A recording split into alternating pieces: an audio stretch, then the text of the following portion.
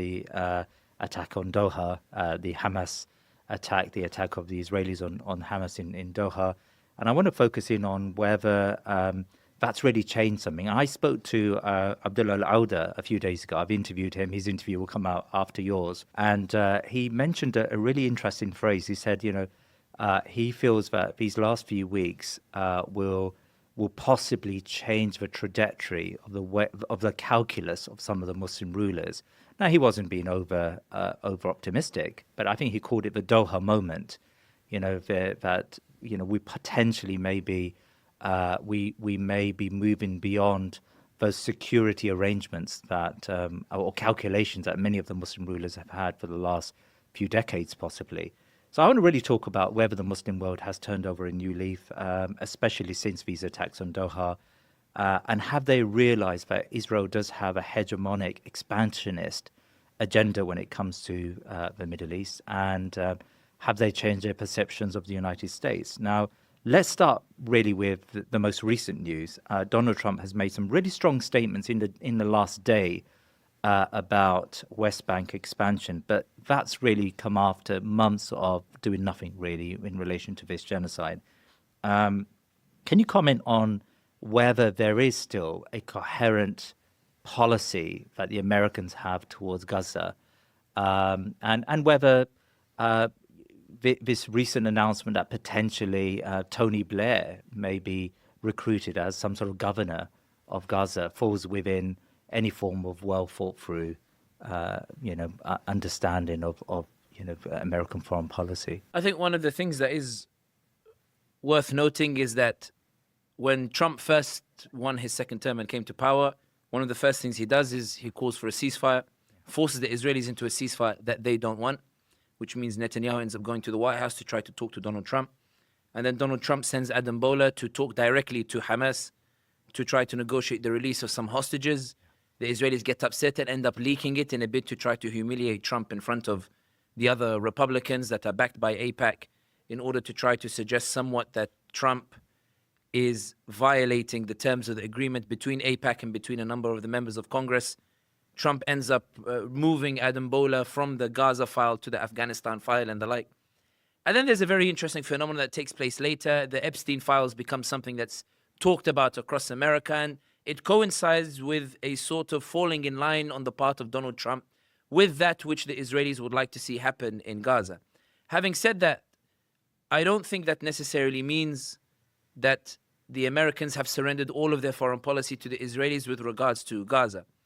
I think that the number of factors are in play. First of all, I think when you look at Marco Rubio, who is intent on trying to present some sort of presidential bid in the future, Secretary of State at the moment, Marco Rubio believes that most of the donations, most of the donors will come from Zionists. And therefore, I think that instead of being a Secretary of State for America, he's become a Secretary of State for Israel and bringing all of America's force on the Israelis, almost as if to say, if Adelson is going to back somebody in the next election, let her back me, let her not back Donald Trump or somebody else. So I think that a lot of Marco Rubio's statements that he's making and the like is with a view of a presidential election and the traditional approach of the Republicans in that if you have Israel on board, you potentially can win the presidency later on. I think, however, that what's interesting about the Doha attacks that took place, you were mentioning about US foreign policy, is that the day before the Qatar attacks, Kushner and Witkoff are in Tel Aviv. And the talk is that Witkoff is trying to present some sort of new ceasefire plan and the like. Then suddenly the following day, we have the Qataris who are hit. I think it is plausible that the Israelis attack Doha without informing Donald Trump about the attack, in a sort of lashing out in the sense that the Americans who continue to talk about the prospect of a ceasefire, even if they're not pushing it with all of their power, Netanyahu believes that time is not essentially on his side, and therefore he tried to attack Doha in order to ruin and scupper any negotiations with relation to a ceasefire. Because the Doha attacks also coincided with another development, which is that the UAE had informed the Israelis that any annexation of the West Bank would result in a reversal of normalization of ties. Anwar Gargash and the UAE were asserting that the way we convinced the Muslim world that normalization was something to be accepted, this is the UAE arguing, is that we told them we were normalizing to rescue the West Bank. If you go after Gaza, UAE and Israel aims in Gaza are perfectly aligned. UAE and Israel want to see Hamas eliminated from Gaza.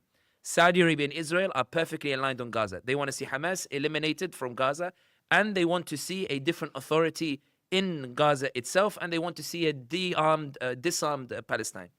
But the UAE believes that the West Bank is a very different issue because it puts them in a very awkward situation.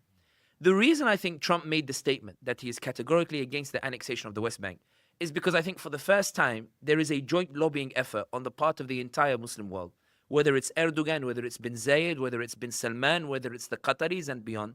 When Trump sat with all of them at the United Nations, they were categorically stating, sincerely, albeit for very different interests, that Mr. President, this is genuinely a red line. Annexation of the West Bank is really bad, not for Palestine. It's really bad for us publicly.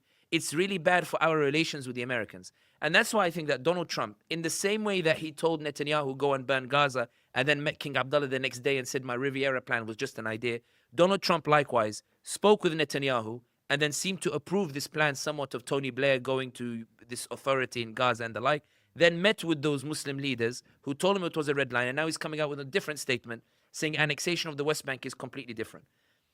There's not much coherence in Trump's policy insofar as what he wants from Gaza. There is a coherence that he doesn't have any idea what he wants from Gaza.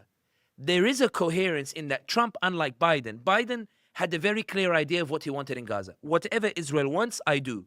Whatever Israel needs, I give. If they need a humanitarian pier to enable me to send Marines, I'll do a humanitarian pier.